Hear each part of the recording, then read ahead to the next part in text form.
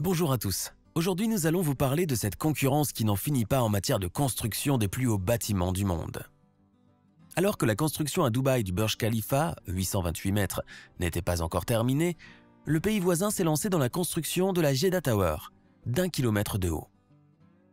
Avant même que celle-ci soit achevée, Dubaï a creusé la fosse destinée à accueillir la Creek Harbour Tower. Comme chacun le sait, le plus haut bâtiment de la planète est aujourd'hui le Burj Khalifa, d'une hauteur de 828 mètres de haut et comptant 163 étages, sans compter les étages techniques. En 2013, la construction de la tour royale, Jeddah Tower, a commencé. Le premier projet prévoyait une hauteur d'environ 1600 mètres, mais après analyse du sol, il a été décidé de réduire sa hauteur à 1 km. Le gratte-ciel devait être achevé en 2019.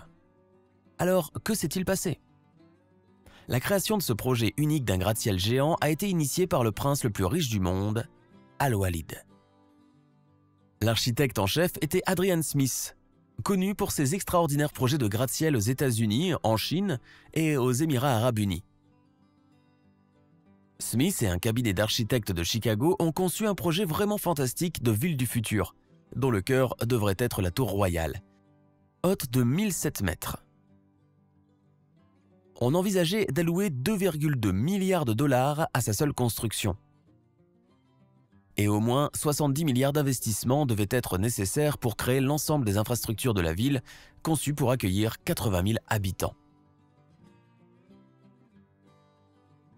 Le point culminant du projet devrait être une plateforme d'observation dont le diamètre atteindrait 30 mètres et qui serait située au 157e étage de la tour géante. Selon les calculs des promoteurs, de cette hauteur, une vue panoramique fantastique d'un rayon de 140 km s'ouvrirait sur la mer Rouge et ses environs.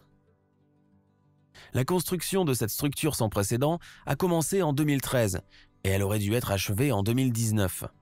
Mais la famille royale n'avait assez d'argent que pour 26 étages et c'est pourquoi la construction a été arrêtée. Divers problèmes rencontrés lors de la construction, comme ceux causés par l'air salin de la mer et les effets du vent pendant les travaux en hauteur, ont aussi contribué au gel de cet ambitieux projet pendant 4 années entières.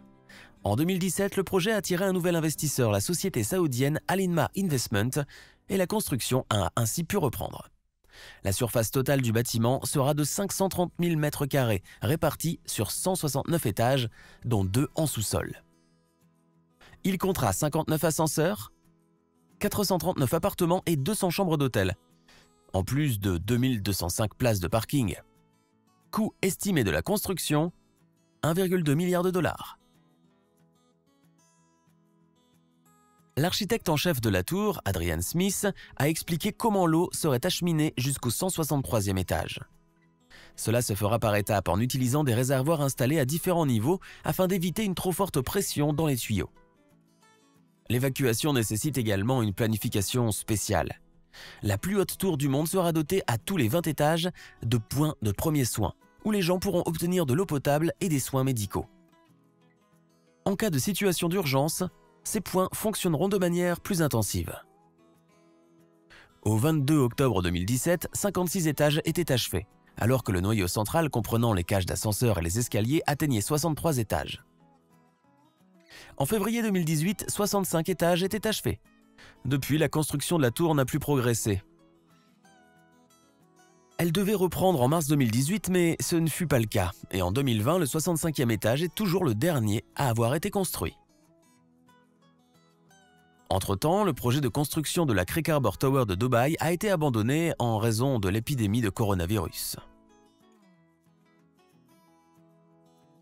Le plus grand promoteur des Émirats arabes unis, EAU, Emaar Properties, a temporairement gelé les travaux de tous ses projets à Dubaï en raison de la stricte quarantaine.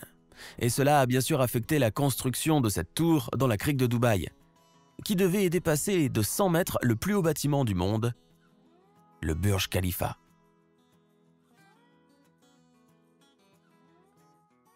La tour, dont la construction est estimée à 1 milliard de dollars, devait être achevée cette année après 4 ans de construction.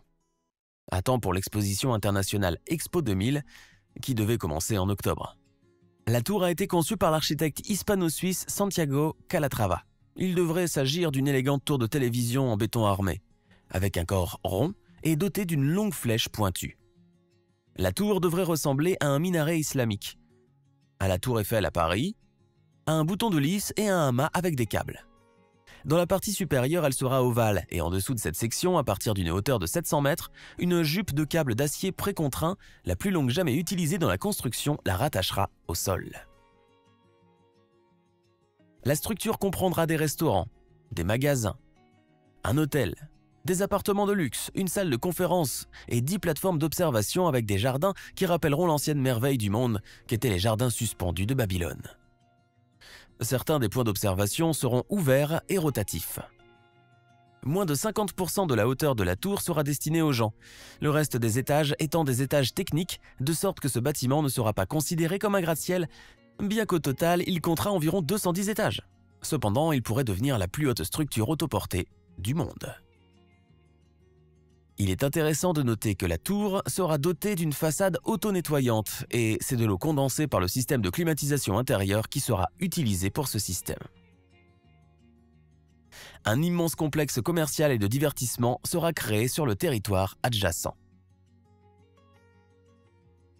Les conditions du chantier de construction de la Creek Harbor Tower sont similaires à celles du site du Burj Khalifa. Les données exploratoires ont montré que la zone du site est stratifiée horizontalement, mais très complexe et variable en profondeur. Elle est principalement composée de sable et de roches très friables. Grès, siltite, conglomérat et calcisiltite. Les eaux souterraines sont dures, chimiquement agressives et se trouvent près de la surface, ce qui a été pris en compte lors de la conception du système de protection des fondations contre la corrosion. Comme dans la plupart des cas similaires, une fondation sur pieux a été conçue pour la tour et 145 puissants pieux en béton armé d'une longueur de 72 mètres ont été construits. De même, on a utilisé 211 200 tonnes de mélange de béton et 15 000 tonnes d'acier d'armature. Comme pour la construction du Burj Khalifa, les pieux ont été coulés avec une solution de polymère plutôt qu'avec de la bentonite conventionnelle afin d'augmenter leur capacité de charge. Il convient de noter que 6 des pieux ont été entièrement testés et ont montré chacun une capacité à supporter une charge statique record de 36 300 tonnes. L'intégrité des pieux a été contrôlée par une méthode sismo-acoustique. Pendant la construction du système, 450 spécialistes hautement qualifiés et expérimentés du monde entier, en plus des ouvriers, ont travaillé sur le site. La direction s'assure que chaque aspect du projet, des matériaux à la technologie de construction, a été conçu conformément aux normes internationales les plus fiables et que les risques éventuels ont été minimisés.